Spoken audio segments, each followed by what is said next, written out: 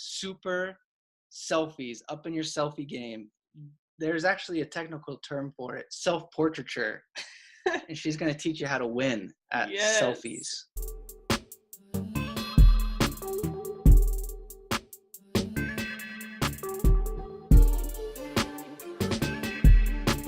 Georgia Institute of Technology and Yahoo Labs research, they looked at 1.1 million photos on Instagram and found that pictures with human faces, okay, your face, it's 38% more likely to receive likes than photos with no faces, and also comments, okay? So engagement on pictures with faces, it's proven to be more effective, okay? And what does that mean for us? People want to see you. I've had conversations with some people in the community where, you know, they have a hard time being in front of the camera, and it can be hard. I totally understand, but this is really important. People want to see you. Here's what you're showing people. Okay, we're going to talk about the visual element here.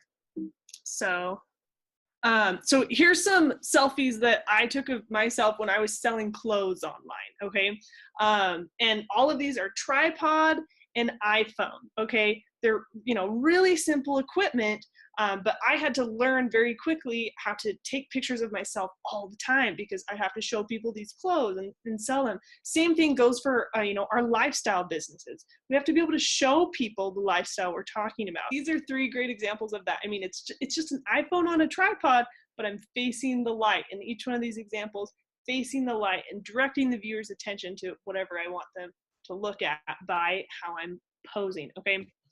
And using a self-timer is a really simple way to take great photos of yourself. The most important thing is it just takes some practice, okay? So we're gonna talk about some examples. So go on Instagram. If you need some inspiration of how to take great lifestyle photos, there are some insane Instagram accounts of people taking lifestyle photos of themselves. This gal is a great example. So a lot of people get in front of the camera and they're like, gosh, I don't know what to do. I look so awkward in all my photos. Here is the biggest secret, the trick, okay? You've got to do something. You're gonna have to get a little creative and you have to do something. So in each of these examples, yes, she's a very cute girl. Yes, she's, you know, styled well. Those are other elements that make these great photos.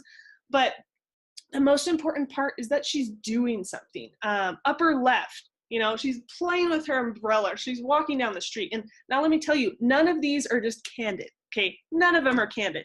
She's posing, but doing it fluidly by picking an action, okay? Stretching out on the boat, laughing and cuddling in the kitchen, okay? You have to kind of create a vignette or a scenario to capture a great lifestyle image. So simple example, me and Mikey, when we take pictures in our van or outside our van, we have to kind of create this vignette and we do something. I say, Mikey, look at me, or let's tickle Harrison and look at each other, okay? And then we have the self-timer going. And your iPhone, it's really great. You can do a 5-second self-timer or a 10-second self-timer. And the 5-second self-timer it pops off 3 pictures in a row. So you can even be moving. Movement is better. That's a great way to do something. Get more energy in your photo instead of just like a static photo of you guys just smiling and looking at the camera, okay? Find your poses. With that, you know, iPhone on the tripod, it's gonna take a lot of tries, but use the forward-facing camera and just kind of see what you look like. Find what your angles are. I know that might feel a little silly, but it totally works. After modeling those clothes for like a year, I knew my angles. I knew which way to turn to make things look good, you know? So it is gonna take practice to find those angles and to get more comfortable with doing these candid poses, but it can really make a difference in your photos, being engaging and more interesting to look at, okay? So here's some examples from us. One of our poses, just a really simple one, is just looking at each other, because that reinforces that we're a couple, we're a team, we're the dream team, and we want to spend our time together, okay? That's, you know, very important subliminal message in that pose that we repeat all the time. I mean, it's barely a pose, but it's still a pose. Here's another one of our poses that we actually do all the time, signature pose. Something interesting, unexpected. This is on one of our ads right now that is just like killing it, okay? So self-timer is your BFF. Just get an easy little holder for your iPhone, get it on a tripod. It can be a cheap tripod, mini tripod, you know, just something to stabilize it, and just start using that self-timer in practice, okay? You never get it on the first try. Okay, so here's a quick example. So I was trying to take a photo for an ad this was months ago. I think this was in the fall. So my idea was me and Harrison working from home, okay? I had this concept. So I start taking photos, and Harrison's not quite cooperating, but I keep going, keep pressing that self-timer, okay? Keep going. It's like, okay, this is not working. So then I decide to improvise and just have him, because then he can look at me on the other side. And then we ended up getting these really cute photos that we did run on an ad. Okay, so the point is, it never works the first time. You kind of have to set aside some time to do a shoot, okay?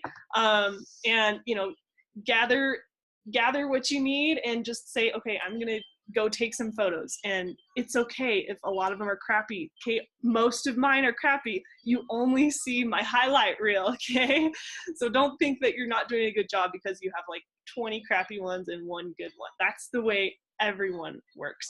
If you have an iPhone, you open your camera, this icon right there, that is the self-timer. So if you tap that, and that's a universal symbol for self-timer. That's going to be on any camera you use that has a self-timer. That's what you got to look for. So on the iPhone, you click that. There's a 3-second option or a 10-second option. The 10-second one will fire off 5 photos right in a row. And if you do want to use a normal camera, you can use the self-timer, and then a lot of cameras you can buy remotes for, which is really awesome. You can just hold that remote in your hand, or some cameras that have Wi-Fi can connect through an app. I know Sony has an app that I use, and you can just click, click, click, take photos. I mean, then you're holding a cell phone, but try to hide it.